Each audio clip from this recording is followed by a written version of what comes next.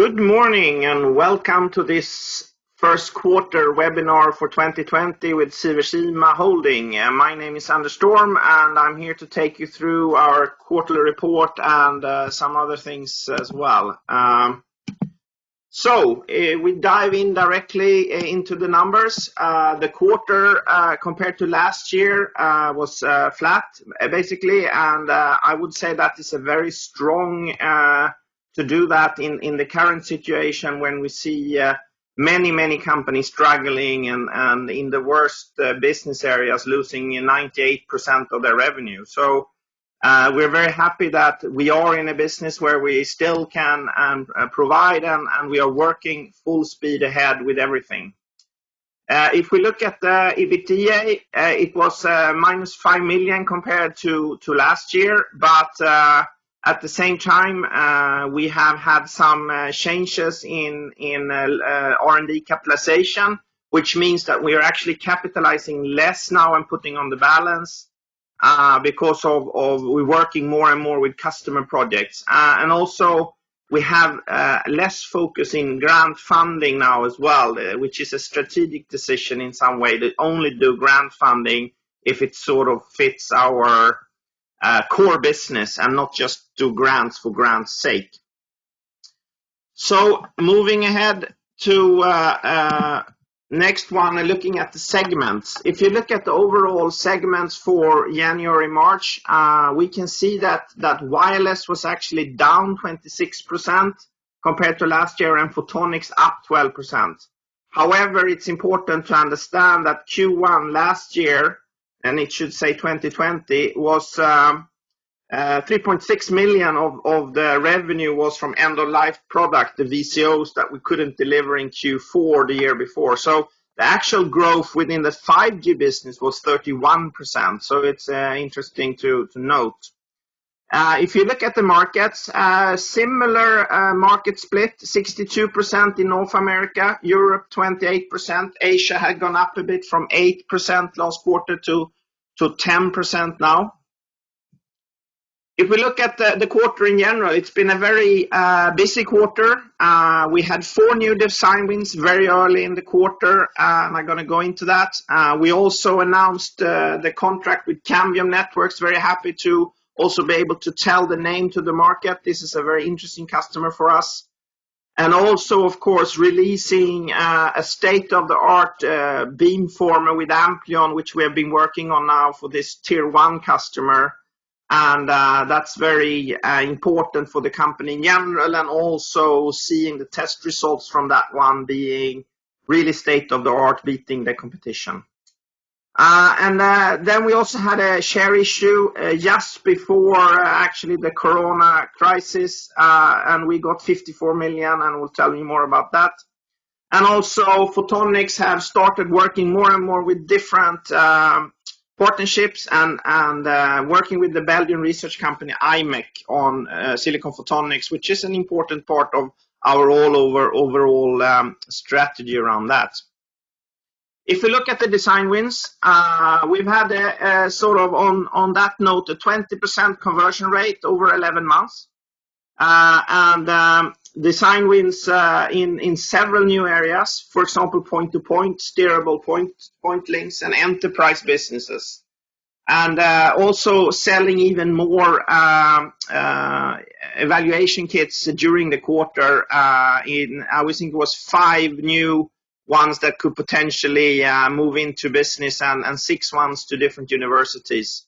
And we keep on selling quite good in Q2 now after different webinars and so forth. So it is still building up on the evaluation kits, which is very important for the next step in our phase to get design wins.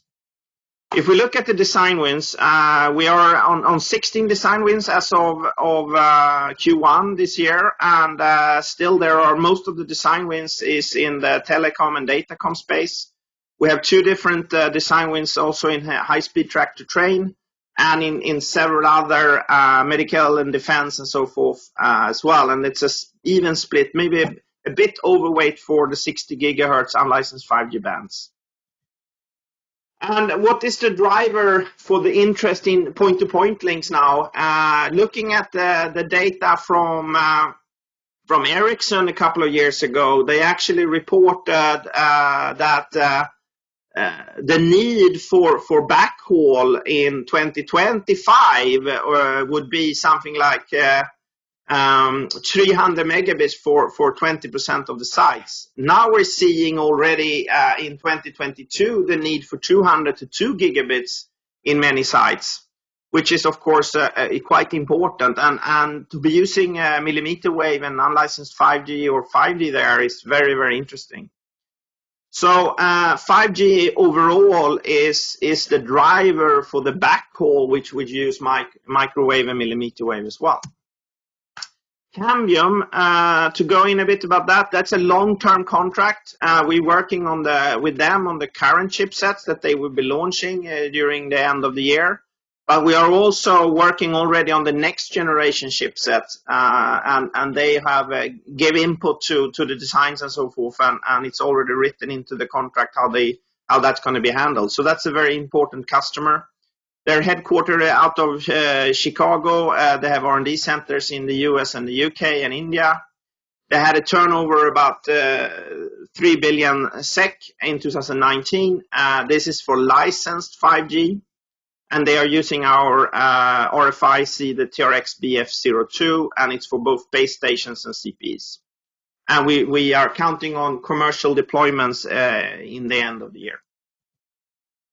We did a direct share issue. That was for approximately 4.5% of the total outstanding shares. Subscription price was 9 kroners, and the discount was only 3%.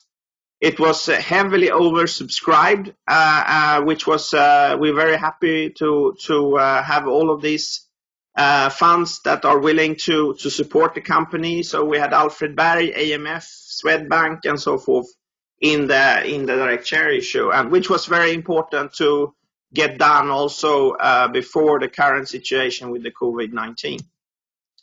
Also, we launched the chip together with Ampleon, has had a very good numbers from the testing. We can see that we actually are able to send the same amount of power, output power, with 1/3 of the DC power. So that is very important, of course, for the future in reducing power and higher power efficiency and so forth for all 5G networks, and also for the environment to be able to provide really low power efficient solutions. We are now out selling this. This has been a big interest. We are counting on delivering first prototypes to customers during this quarter and next quarter. And we are in many discussions with customers right now around this.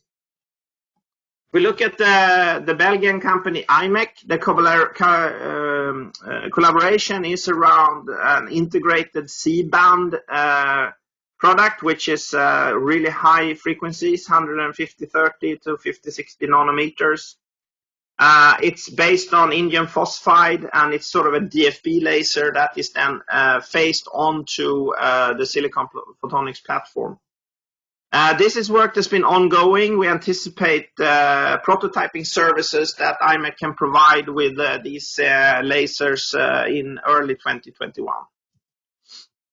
If we look at the overall market in general as well, to compare a bit, and we can see that in the ecosystem in general, the overall market has in some places been affected, like analog devices. They lost almost 15% of the revenue in Q1, while Broadcom, NXP, and Infineon is more in line with our numbers. And we can also see that the system vendors, which are these companies' customers like Ericsson, they lost -2% in revenue. So the overall market is not too affected, and we are following this market in general in that sense.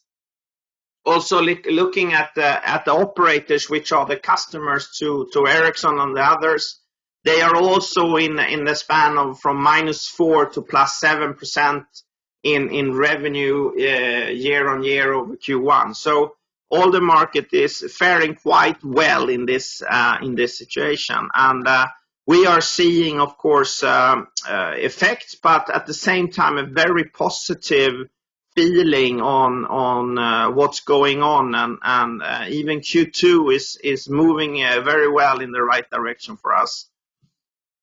If we look at the Nasdaq preparations, we are still doing the same thing as I reported the last quarter. We've done all of the IFRS stuff, of course. We are working on the code of conduct. We have increased the different committees in the board and so forth. We are having the AGM today, adding a board member as a proposal as well. And of course, it's up to Nasdaq to do it. But there is, of course, an effect on the speed and when it's the right time to move lists now when the COVID-19 is in there. So we will, of course, review this and come back as well with more information later on. But we are still working almost full speed ahead on all the different things that we need to do to be able to get there. And you might have seen our annual report. It is now getting more and more in line with being listed on the main list as well, of course, with IFRS and everything. If we look at the significant events after Q1, we had a second US Fortune 100 customer. This is outrageously fun to be able to add these customers onto our customer base. And the Photonics team are doing a tremendous job here. And it's an early phase, but still 7.5 million for work that we're doing for them for different lasers. And that is specifically in the sensing business. We're going to deliver this work during 2020 here, and it's still in the prototype phase. And of course, these are very long processes before it gets into the type of consumer electronic things that they might be used for. And if we look at the overall sensor market now, I mean, we have two different companies now working within this market, Fortune 100 customers, and there are different type of sensors that CST can provide. We have not been able to share yet which kind of sensor it is, but there is some of these sensors that we're working on, and this is, of course, extremely interesting markets. The sensor market in general is going to explode in the future, and it's using sensors in many, many different places, in cars, on your personal devices, for environmental, for facial recognition, for headsets, augmented reality. So this is actually a very interesting market, and it is very much driven by the silicon photonics, which is key here. And the work we are doing with all of these companies are connected to that as well. Thank you, everybody, for attending the meeting today. Tonight we have the AGM. I've also recorded a CEO message that will be put up on the web today from summing up 2019 for the AGM, so everybody can see that online. And since it will be sort of a restricted AGM due to CV19, it's easier to do that. So, yeah, people want to buy the coffee cups I see here. Yeah, let's see if we can do a coffee cup competition again or something like that. It's very, very interesting that people love our cups so much. But anyway, thank you very much for that, and have a great day.